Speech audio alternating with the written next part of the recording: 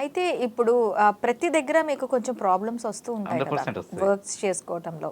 ఎందుకంటే every manufacturing అనేది normal పీపుల్కి మ్యానుఫ్యాక్చర్ చేస్తూ ఉంటారు. మరి మీకు వచ్చేసరికి మ్యానుఫ్యాక్చర్ డిసెబిలిటీస్ ఏమైనా మీరు చాలా ఇది ప్రాబ్లమ్స్ ఉంటాయి. చేసుకుంటారా? అంటే నేను అడ్జస్ట్ అయ్యి చేసుకుంటా అంతే తప్ప ఇప్పుడు హైట్ ఎక్కాలంటే జంప్ చేయడము అలాంటివి ఉంటాయి. అంతే ఇక నేను నాకు కన్వీనియంట్‌గా అడ్జస్ట్ అయ్యి నేను టేబుల్ అవన్నీ అడ్జస్ట్ చేసుకొని వర్క్ చేయడం తప్ప. అందుకనే ప్రతి ఒక్కరి ముందు చెప్తాను. ఎవరు నా ముందు నిలబడ్డా తల వంచుకొని మాట్లాడాలి. నేను ఎవరి ముందు మాట్లాడా తలెత్తుకొని మాట్లాడాలి. మీరందరూ నిజమే కదా! తలెత్తుకునే చేసింది లేదులే. ఎందుకంటే ఎవరి ముందు తల దించుకొని మాట్లాడాలి. That is my capability. Okay. ఎందుకంటే నేను తల దించుకొని మాట్లాడా నాకన్నా మీరు హైట్ తక్కువ ఉండాలి. అది ఇంపాసిబుల్ టు అస్ ఎలిబడి.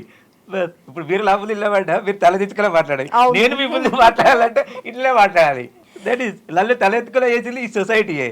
ఓకే. అందుకే నీకు మళ్ళీ దేవుడికి జన్మ అంటూ ఉంటే ఇలాగే పుట్టాలని కోరుకుంటా నేను. ఆ, ఎందుకంటే ఈ విధంగా ఉన్నందుకే నాకు ఇంత పేరు వచ్చింది, ఇంత స్థాయి వచ్చింది, ఈ గుర్తింపు వచ్చింది. లేకుంటే మీలాగా ఉంటుంటే మీరు 100 అవార్డు తీసుకున్నా ఒక్కరోజు పేపర్లు వస్తారు, ఒక్కరోజు టీవీలో వస్తాయి. రెండో రోజు ఈ మాధురి ఎవరో ఎవరికి తెలియదు. తెలీదు. అంతే. ఒక చిరంజీవి కావచ్చు, ఎవరైనా ఒక సినిమా హిట్ అయితే ఒక 3 నెలలు గుర్తుంటాయి. 3 నెలల తర్వాత ఆయన మర్చిపోతారు. మళ్ళీ ఎవరు కొత్త హీరో వస్తే ఆయన గురించి గుర్తుంటుంది. కానీ మేము అనేది లైఫ్ లాంగ్ గుర్తుంటాము. ఎక్కడ చూసినా ఇప్పటికి నేను రీసెంట్లీ మొన్న గోవా వెళ్ళాం ఫ్యామిలీతోని. గోవాలో ఒక అబ్బాయి చూసి అక్కడ కన్నడ పేపర్లో నా ఆర్టికల్ వచ్చింది రీసెంట్లీ. అది నాకు కూడా తెలియదు వచ్చినట్టు. ఎవరో రాశారు, ఇది మీరేనా అని అడిగారు. చాలా అక్కడ ఎవరో నాకు తెలియదు. గుర్తింపు వచ్చింది కదా మరి. చాలు కదా, ఇంకేం కావాలి ప్రపంచానికి. అయితే మీరు అన్స్టాపబుల్ షోకి ఎలా వెళ్ళగలిగారు? ఎలా వెళ్ళగలిగారంటే ఇట్లనే ఒక యాంకర్స్ అంటే మీ మీడియా వాళ్ళే ఒక రిఫర్ చేశారు. వాళ్ళు బాలకృష్ణ సార్కి యాక్సిడెంట్ అయింది, చేయి ఫ్రాక్చర్ అయింది ఆ టైంలో. అయితే ఆ షో అప్పుడు అంటే 2 ఎపిసోడ్స్ అయింది. 3rd ఎపిసోడ్ తర్వాత ప్రోమో రిలీజ్ అయింది. ప్రోమో రిలీజ్ అయ్యే టైంకి షో మీద చాలా బ్యాడ్ కామెంట్స్ వచ్చినాయి వాళ్ళకి. ఇక షో బాలకృష్ణ మీద నెగిటివ్ కామెంట్స్ చాలా తయారైనాయి. ఈయన పెద్ద హోస్టింగ్ వస్తాడా అదా ఇదా అని కూడా చాలా. ఆ టైంలో ఎవరినో కొన్ని మంచిగా పట్టుకుందాం అనే టైం ఇంకా కొన్ని టీవీ ఛానల్స్లలో నాది చాలా వచ్చినాయి నా ఇంటర్వ్యూస్. ఈయనను పట్టుకుందామని నన్ను ఒక అతను పట్టుకున్నాడు. ఒరిజినల్గా ఆ ఇంటర్వ్యూకి పోయేదాకా అంటే ఆ షోకి పోయేదాకా పేరు నన్ను డిస్క్లోజ్ చేయలేరు. నేను ఏంటంటే ఎవరైనా కానీ నన్ను ఇంటర్వ్యూ పడితే ఇంటర్వ్యూ ఇస్తాను, నేను నా షెడ్యూల్ని బట్టి ఇస్తాను.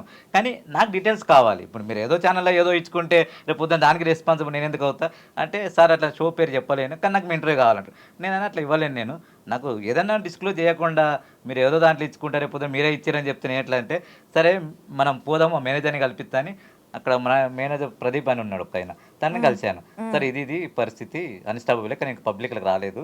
3rd ఎపిసోడ్ మీదే అంటే షో ఇట్లా కొద్దిగా పడిపోయింది, మీ ద్వారా లేపాలనుకుంటున్నాను, మీ ఇంటర్వ్యూ కావాలి, ఇట్లా ఉంటుంది అంటే మొత్తం చెప్పిండు. అప్పుడు నాకు ఇలా ఉంటుంది హోస్టింగ్ అన్నప్పుడు వేరే వాళ్ళు ఉండే. కానీ లాస్ట్ టైంలో బాలకృష్ణ అనిల్ రావు ఇప్పుడు వచ్చారు, సారీ బ్రహ్మానందం అనిల్ రావు ఇప్పుడు వచ్చారు. అలా చెప్తే చేశారు అది. ఓకే, ఎలా అనిపించింది అప్పుడు? చాలా బాగుంది. చాలా మంది అయితే బాలకృష్ణ సార్ ఏదో అనుకుంటారు కానీ రియల్గా యూత్ అయితే అంటే ఊహించిన దానికంటే చాలా డిఫరెంట్ ఉన్నారు, చాలా క్లోజ్ ఉన్నారు. ఇప్పటికీ వాళ్ళ పిఆర్ నాకు కాల్ చేస్తుంటారు. మొదటిగా నేను అంటే బాలకృష్ణ సార్కి నేను కమిట్మెంట్ ఏమి ఇచ్చిందంటే ఇప్పుడు నేను ఇట్లా డ్రైవింగ్ నేర్చుకున్న తర్వాత చాలా మంది నన్ను అప్రోచ్ అవుతారు. డ్రైవింగ్ నేర్చుకున్నారు? అవును, నేను కార్ డ్రైవ్ చేస్తాను. దాని గురించి మాట్లాడదాం, మీరు చెప్పండి. అయితే నేను డ్రైవింగ్ నేర్చుకున్న తర్వాత చాలా మంది నాకు డ్రైవింగ్ నేను కూడా నేర్చుకుంటా అని చెప్పి నాకు ఫోన్ చేస్తున్నారు. మా అందరి డిజేబుల్ పర్సన్ చూసి నేను ఒక డ్రైవింగ్ స్కూల్ పెట్టాలని అప్రోచ్ అయ్యాను. అంటే లాస్ట్ ఇయర్ అప్రోచ్ అయ్యాను అప్పుడు ఉన్న గవర్నమెంట్కి. అది ఇంకా పెండింగ్లో ఉంది. నాకేంటంటే ఒక 1000 స్క్వేర్ యార్డ్ ఓపెన్ ల్యాండ్ అడిగి దాని మీద ట్రాక్ చేసి ఒక 2 కార్లు తీసుకొని చేద్దాం అనుకున్నా. దానికి బాలకృష్ణ సార్ కూడా హెల్ప్ చేస్తా అన్నారు. అప్పటి నుంచి రెగ్యులర్గా నాకు ఒక 15 days 1 month అట్లా వాళ్ళ పిఆర్ వాళ్ళు ఫోన్ చేస్తుంటారు, సార్ అడుగుతున్నారు ఏమన్నా అప్రోచ్ అయ్యిందా, పర్మిషన్ వచ్చిందా అది ఇది అని. తను రిబన్ కటింగ్కి వస్తా అన్నారు నా స్కూల్కి. అందుకే డ్రైవింగ్ స్కూల్ పేరు కూడా ఆ సార్ పేరే పెట్టాను నేను, అన్స్టాపబుల్ డ్రైవింగ్ స్కూల్ అని. ఆ సార్ ముందే డిసైడ్ చేశాను నేను ఆ పేరుని కూడా. అయితే ఇప్పుడు డ్రైవింగ్ అన్నారు కదా, నార్మల్ పీపుల్కే డ్రైవింగ్ చాలా కష్టం నేర్చుకోవటం. అవును. మరి అసలు హైట్కి దానికి అసలు బ్రేక్ క్లచ్ అని మీకు స్పెషల్గా ఏమైనా డిజైన్ చేసుకున్నారా కార్? స్పెషల్గా అంటే కొద్దిగా స్పెషల్ ఉంటుంది. అంటే మా డిజేబుల్ పర్సన్స్కి ఆటోమేటిక్ వెహికల్స్ ఇస్తారు, ఈ క్లచ్ గేర్స్ ఉన్న వెహికల్స్ ఇవ్వరు. అది లాలో ఉంది. ఆటోమేటిక్గా ఓన్లీ ఎక్సిలేటర్ బ్రేక్. ఎక్సిలేటర్ బ్రేక్ని పెడాల్సి నేను హైట్ చేయించుకొని ఇప్పుడు ఇక్కడ హైట్ పెరగడానికి కుషన్ ఎట్లా వేస్తారో ఆ సీట్ మీద కుషన్ వేసి నేను అడ్జస్ట్ చేసుకుని చేయించుకున్నది. అది యాజ్ పర్ ఆర్టీఏ గవర్నమెంట్ ప్రకారం నేను పర్మిషన్ తీసుకొని మాడిఫై చేయించింది. ఆ మాడిఫైకి దాదాపు 50,000 వరకు ఖర్చు అయింది. వాళ్ళు ఒక సర్టిఫికేట్ ఇస్తారు ఇది డిజేబుల్ వెహికల్ అని చెప్పి, అదని చేసి నేను మాడిఫై చేశాను. దాంట్లో ఫస్ట్ నేను అనుకున్నది ఏంటంటే ఉమ్మడి రాష్ట్రంలో నేను మొట్టమొదటి వ్యక్తిని. దాని గురించి నేను కోర్టుకి వెళ్ళి కొట్టాను. ఎందుకంటే ఆర్టీఏ వాళ్ళు కూడా నాకు లైసెన్స్ ఇవ్వని అన్నారు. అంటే దానికి వాళ్ళకు ఒక జీవోల లా ఉంది, 4.5 feet కంటే ఎక్కువ ఉంటే ఇవ్వాలి, లేకుంటే ఇవ్వద్దు అని నేను కొట్లాడాను. మీకు కావాల్సిన హైట్తో సంబంధం ఏమి? ఇప్పుడు కంప్యూటర్ చైర్ మీద కూర్చున్నప్పుడు చైర్ హైట్ పైట్ చేస్తారు, అప్పుడు వాళ్ళ కంప్యూటర్ జాబ్ ఇవ్వరా? మరి మీకు కావాల్సింది కళ్ళు కనిపించాలి, కరెక్ట్ నడిపిస్తున్నది చేతులు ఉండాలి, అంతే. అట్లా నేను కోర్టుకి వెళ్ళి స్టే తెచ్చుకొని వాళ్ళ ముందు చేస్తే అప్పుడు నాకు లైసెన్స్ వచ్చింది. నా లైసెన్స్ వచ్చిన తర్వాతనే కేరళలో ఒక అమ్మాయి అబ్బా, చేతులు everywhere లేని- మీకు struggles అంతే, ఆ స్ట్రగుల్ అయితే నీ పేర్లు వస్తున్నాయి. నాకు ఏదైనా కావాలంటే కంపల్సరీ కొట్లాడుతూనే ఉండాలి, అంతే. ఒరిజినల్ గా డ్రైవింగ్ నేర్చుకోవడానికి కారణము ప్రతి ఒక్క ఇప్పుడు ఉన్న యూబర్ ఓలా వాళ్ళకి నేను థ్యాంక్స్ చెప్పాలి. ఎందుకంటే వాళ్ళ నెగిటివ్ కామెంట్ వల్లనే నేను డ్రైవింగ్లోకి ఎంటర్ అయినా. ఎందుకంటే నేను ఎక్కడైనా పోతున్నప్పుడు ఫ్యామిలీతో కానీ, ఇప్పుడు నేను ఆఫీస్కి వెళ్ళాలనుకున్నా కానీ, ఇప్పుడు నేను ఉండేది ప్రగతి నగర్, ఆఫీస్ ఏమో ఇక్కడ బంజారీస్లో, రావడం పోవడం యూబర్ ఇట్లా ఓలా అవే బైక్స్ కానీ ఆటోస్ కానీ బుక్ చేయాలి. చాలా మంది ఏం చేస్తుంటే నన్ను ఎక్కించుకుని కొంతమంది ఎట్లుంటాడో కామెంట్ చేస్తుండే, అరే ఇట్లా ఈ పొట్టి పిల్లాడు వచ్చాడు, లేకపోతే లిల్లీ పుట్ వచ్చాడు, ఇట్లా ఇట్లా అని కామెంట్ చేస్తుండే. వాళ్ళు ఇప్పుడు మీరు చెప్పినట్టు హిందీ మాట్లాడతారు, నాకు హిందీ రాదనుకుని వాళ్ళు హిందీలో మాట్లాడుతుండే. ఎవరెవరికో ఫోన్ చేసి సెల్ఫీలు తీసుకుని ఏదో ఇట్లా ఉన్నారు అట్లా ఉన్నారు చెప్తే నాకు అక్కడ చాలా ఫీల్ అయింది. ఎందుకంటే నేను ఒక్కరిని ఉంటే ఏం కాదు, ఫ్యామిలీతో పోయినప్పుడు కూడా అరే నాకు పెళ్ళైంది, ఇట్లా ఒక బాబు ఉన్నాడట, అది ఇదని వాళ్ళ దగ్గర కామెంట్ చేస్తుండే. నేను అక్కడ ఎందుకంటే ఇప్పుడు మనతోనే నమ్ముకున్న ఒక భార్య పిల్లలకి మనం సపోర్ట్ ఇవ్వకుండా వాళ్ళకి నెగిటివ్ కామెంట్ వస్తే రేపు పొద్దున నేను ఏం చేయగలుగుతా? మనం ఎందుకు నేర్చుకోవద్దని నేను దీని గురించి చాలా కష్టపడి యూట్యూబ్లో అక్కడ ఇక్కడ వెతికి దీని గురించి బెంగళూరు పోతుంది కంటిన్యూ. ఎవ్రీ వీకెండ్ బెంగళూరులో ఒక అబ్బాయి ఉన్నాడు, తను మాడిఫై చేస్తాడు, పోయి అక్కడ పోతే మాడిఫై చేయించాడు. దాని తర్వాత వేరే వెహికల్ తీసుకుని టెంపరీగా దాంట్లో నేను చేసుకుంటే ప్రతి ఒక్క ఇక్కడ ఉన్న దాదాపు 120 130 డ్రైవింగ్ స్కూల్ ఉన్నాయి ట్విన్ సిటీలో. ఏ డ్రైవింగ్ స్కూల్ అడిగినా నీకు నేర్పని అన్నారు. ఎందుకు అని అడిగితే మాకు కంట్రోల్, మీరు డ్రైవింగ్ నేర్చుకుంటే ఐడియా ఉంటుంది, మీకు కూర్చున్న పక్కన ఎవరైతే మీకు ట్రైనింగ్ ఇస్తే వాళ్ళ దగ్గర కంట్రోలింగ్ ఉంటుంది. నాది వాళ్ళకి రాదు, వాళ్ళది నాకు రాదు, కాబట్టి మేము కంట్రోలింగ్ లేకుండా చేయలేమన్నారు. మళ్ళీ నాకు ఒక ఫ్రెండ్ అడిగితే నేర్పిస్తారంటే నేర్పిస్తాను. ఒక ఫ్రెండ్ సాయంతో నేర్చుకున్నా, జగన్ అని ఉన్నాడు, ఆయన నేర్పించారు. నేర్చుకుని ఇక ఇప్పుడు నా వెహికల్ నేది, మీ వెహికల్ మీరు ఇప్పుడు ఇండియాలో మొట్టమొదటి వ్యక్తి అని తెలిసింది. ఏంటి కార్ డ్రైవింగ్ నేర్చుకున్నా మీరు ఫస్ట్ లైసెన్స్ హోల్డర్ ని. రీసెంట్లీ గిన్నిస్ బుక్ కి నామినేట్ అయ్యాను. ఓ, డాక్టరేట్ కూడా వచ్చింది, కామన్వెల్త్. ఓ ఇట్లా అల్లి ఉన్నాయి. దాని ద్వారానే అన్స్టాపబుల్ ప్రోగ్రామ్ కూడా వచ్చింది. ఓకే, ఇవన్నీ ఓకే. మరి పొట్టకూటికి జాబు లేదు, కానీ పార్ట్ టైం చేసుకుంటా జీవనోపాధి గడిపిస్తున్నా, అంతే. పార్ట్ టైం ఏం చేస్తూ ఉంటారు? నేను ఒక అడ్వకేట్ దగ్గర డాక్యుమెంట్ రైటర్ని. ఒక కంపెనీ ఉంది, కన్స్ట్రక్షన్ కంపెనీలో నేను అకౌంట్స్ మేనేజర్ని. నేను బీకామ్ చేశాను. నేను డిగ్రీలో కూడా రికార్డునే. ఉమ్మడి రాష్ట్రంలో మా మరుగుజ్జుల దాంట్లో మొట్టమొదటి మరుగు 2004లోనే డిగ్రీ అయింది. డిగ్రీ చేసిన మొట్టమొదటి వ్యక్తిని.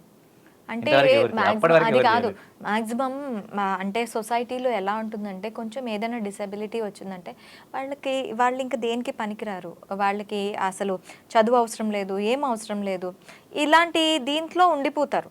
కానీ అవన్నీ పక్కన పెట్టి నేను నా కాళ్ళ మీద నిలబెడతాను, నేను నా కాళ్ళ మీద నిలబడి ముందుకెళ్తాను అని మీ స్పిరిట్ని చూడండి, దానికి హ్యాట్స్ ఆఫ్. థ్యాంక్ యూ అండి. ఎందుకంటే ఇప్పుడు మీరు చెప్తున్నారు టోటల్గా ఉన్న ఆ సొసైటీలో నేను అన్నిట్లో కూడా నేను మొదటి వ్యక్తిని, మా దీంట్లో నేను మొదటి వాడిని అని చెప్తున్నారు చూడండి. ఆ నెంబర్ 1 పొజిషన్ ఎవరికి అంత తొందరగా రాదు. ఇప్పుడు ఆ నెంబర్ 1 పొజిషన్ రావాలన్నా కూడాను చాలా కష్టపడుతూ ఉండాలి. మ్యారేజ్ విషయంలో మీకు ఏమనిపించింది మ్యారేజ్ చేసుకునేటప్పుడు? మ్యారేజ్ అయితే అది ఒక ఎపిసోడ్ తీయచ్చు, మీరు అంత పెద్ద స్టోరీ అది చెప్పండి. చెప్తాను కానీ చెప్తున్నాను. జనరల్గా ఎట్లా అంటే మ్యారేజ్ అవుతుందని నేను కళలో కూడా అనుకోలేదు ఫస్ట్ ఆఫ్ ఆల్. ఎందుకంటే జనరల్గా ఇప్పుడున్న సొసైటీ పరంగా కానీ ఎవరైనా కానీ అందరికీ కావాల్సింది హైట్ పర్సనాలిటీ ఉన్న వ్యక్తులను. నాకు చాలా సంబంధాలు వచ్చాయి, కానీ చూసిన తర్వాత ఇప్పుడు నార్మల్గా ఉన్న అమ్మాయిలు కానీ రిజెక్ట్ చేశారు. ఎందుకంటే నేను హైదరాబాద్లో ఉంటాను తెలుసు అందరికీ. హైదరాబాద్లో ఉంటే ఇప్పుడు నేను మన ఇద్దరం పెళ్ళి అయినాక రోడ్డు మీదకి వెళ్తే ఏమైనా కామెంట్ చేస్తే నాకు అట్లా ఇష్టం ఉండదు.